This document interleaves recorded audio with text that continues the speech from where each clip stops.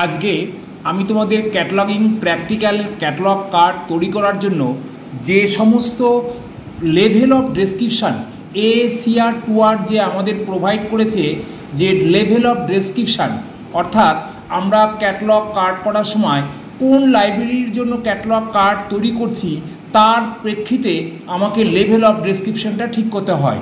তাহলে সাধারণত আমাদের ACR 2R তিনটে লেভেলের কথা বলেছেন। লেভেল অফ ডেসক্রিপশনের কথা বলেছেন, first level of description, second level of description, third level of description. এইবার কোন ক্ষেত্রে কোনটা প্রযোজ্য সেই সম্পর্কে আমি তোমাদের প্রথমে আলোচনা করছি, তারপরে আমি বলবো যে আমরা বেশিরভাগ ক্ষেত্রে ব্যবহার করা হয় সেকেন্ড লেভেল অফ ডেসক্রিপশান এবং থার্ড লেভেল অফ ডেসক্রিপশানটা ব্যবহার করা হয় কেবলমাত্র খুব বড় লাইব্রেরি এবং স্পেশাল লাইব্রেরির ক্ষেত্রে। আর ফার্স্ট লেভেলটা ব্যবহার করা হয় অনলি ফর সংক্ষিপ্ত বা শর্ট ইনফরমেশনের জন্য। তাহলে প্রথমে আমি থিওরিটিক্যালি একটু বলে নিই যে লেভেল অফ ডেসক্রিপশান বলতে কি বোঝায়। The descriptions are categorized into levels on the basis of amount of information to be included. The code has recommended that all descriptive elements may not be useful to all types of libraries. The inclusion of these descriptive elements is categorized according to 3 levels.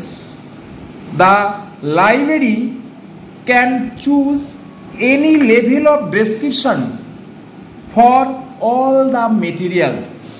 The library also has a choice to use all the levels in one catalog depending on the type of material described.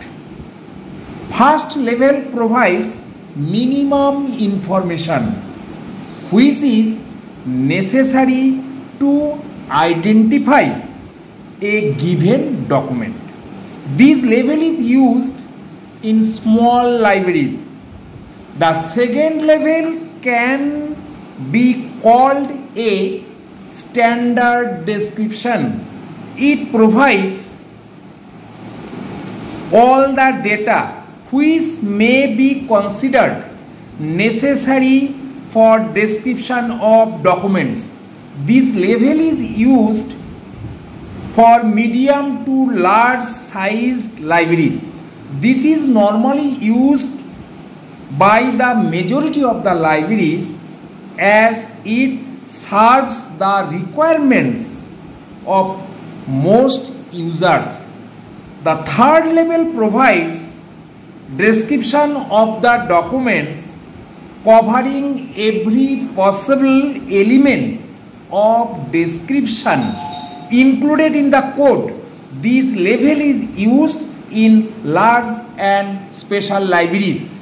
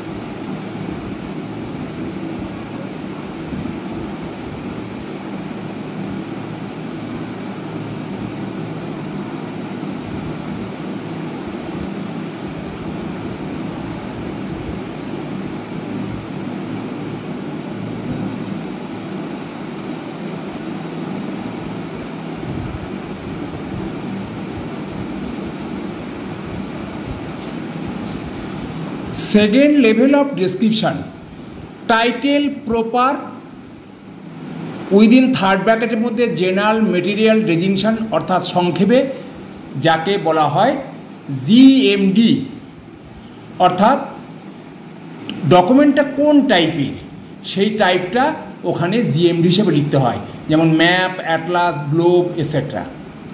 Equal to চিহ্ন দিয়ে parallel title, যদি টাইটেলের সঙ্গে দুটো ভাষায় টাইটেলটা দেয়া থাকে তখন সেটাকে প্যারালাল টাইটেল বলা হয়, এবং মাঝখানে ইকুয়াল টু চিহ্ন দিয়ে সেই প্যারালাল টাইটেল লিখতে হয়। নেক্সট কোলন চিহ্ন দিয়ে আদার টাইটেল ইনফরমেশান, তাহলে টাইটেল এর তিনটে ভাগ হলো টাইটেল প্রপার, তারপর প্যারালাল টাইটেল এবং আদার টাইটেল ইনফরমেশান বা সাব টাইটেল। তারপরের পার্টটা হচ্ছে স্ল্যাশ দিয়ে first statement of responsibility relative to the edition, first statement of the responsibility relating to the edition. আমি যে বইটা এখানে প্রথম করছি তার রেসপন্সিবিলিটি কার্ড, সেই লেখকের নাম প্রথমে লিখতে হবে। সেখানে একজন হতে পারে, দুজন হতে পারে, তিনজন হতে পারে, আবার তিনজনের বেশি হতেও পারে। তাহলে এই ক্ষেত্রে এসিআর এর নিয়ম অনুযায়ী আপ টু 3 পর্যন্ত এক ধরনের নিয়ম, এক্সিড 3 সেপারেট রুলস। নেক্সট হচ্ছে ফুল স্টপ স্পেস ড্যাশ দিয়ে material or type of publication specific details, অর্থাৎ আমাদের কোন টাইপের মেটেরিয়াল সেটা এখানে বলতে হবে। নন বুক মেটেরিয়ালসের ক্ষেত্রে এটা বেশিরভাগ ক্ষেত্রে প্রয়োজন। তারপরে হচ্ছে ফুল স্টপ স্পেস ড্যাশ দিয়ে ফার্স্ট প্লেস অফ পাবলিকেশান, অর্থাৎ বইটা কোথা থেকে প্রকাশনা হয়েছে। তারপরে কোলন চিহ্ন দিয়ে ফার্স্ট পাবলিশার্স নেম, কমা দিয়ে ডেট অফ পাবলিকেশান অর্থাৎ year of publication. Full stop space dash দিয়ে এবার বলছে এক্সটেন্ট অফ আইটেম, এবার আমার সেখানে বইয়ের অন্যান্য বিবরণ, কোলন চিহ্ন দিয়ে আদার ফিজিক্যাল ডিটেলস, এবার সেখানে আদার ফিজিক্যাল ডিটেলস দিতে হবে। তারপরে কি করতে হবে, সেমিকলন দিয়ে ডাইমেনশনস অর্থাৎ সাইজ, আমাকে সাইজ দিতে হবে। তাহলে এই ক্ষেত্রে আমরা ফুল স্টপ স্পেস ড্যাশ দিয়ে তারপরে সিরিজের নামটা লিখব, তারপর সেখানে কি লিখব, title proper of the series slash statement of the responsibility relating to the series, comma international standard serial number of series, colon numbering within the series, title of sub series, ISSN of sub series, semicolon দিয়ে numbering within sub series, full stop space dash দিয়ে notes, full stop space dash standard number and terms of availability.